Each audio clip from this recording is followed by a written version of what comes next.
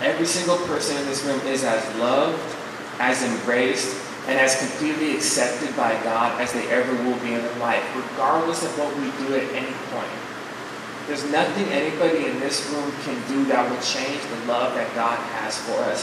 That is the mystery of grace, and that is the kind of love and grace that transforms people. It doesn't change what they believe, but it actually transforms them and changes them for the rest of their lives. See, God's love is bigger, wider, deeper, and more real than any of us can imagine. And it is fully present with you in this moment, just like it is at all times. But sometimes it's our distorted understanding of God that prevents us from experiencing the saving, healing, and transforming reality of God's love. See, in this is the kind of love that Paul desires for these early Christians to experience. And this is the kind of love that I desire for every single person in this room to experience. For the youth coming up to ground their roots deeper, and even for people who are a little bit more seasoned in their journey. Not older, but people who are more seasoned. Who sometimes have roots, but the roots don't go deep enough because they don't understand how radical and how real and how deep that love is. And although I could end right here, I feel like I would not be doing justice to people in this room, and I wouldn't really be doing justice to the text if I didn't actually focus on something in verse 18. And in verse 18, it's interesting how Paul, he locates what he's saying about being rooted and established in love.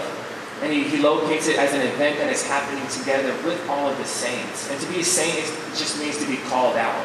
And all Christians are saints. When Paul would address these churches, he would refer to everybody as saints because everybody there was called out for this way of life. And when he talks about experiencing this love together, I ask myself, is it possible that the love that we have for each other is intended to provide a portal or an opening into the love of God that actually is the source of the love that we have for each other?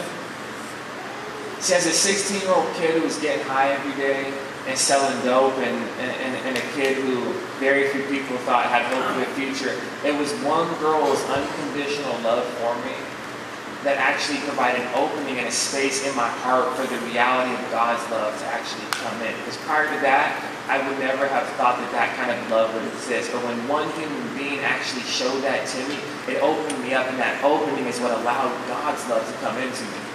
And thankfully, because even though I was making mistakes at the time, I was a smart man, that girl is still here because I ended up marrying her 6 years later. So she loved me, and she's an example of what it means to be loved in the worst places. Like, her love for me did not change when I was doing that at 16 or when I'm doing whatever it is I'm doing now at 27. Because the love is just there. Like, God's love is just present. And if you allow yourself to surrender to it, and thus become open and sensitive to it, you will be transformed. I guarantee that you will be changed by that love.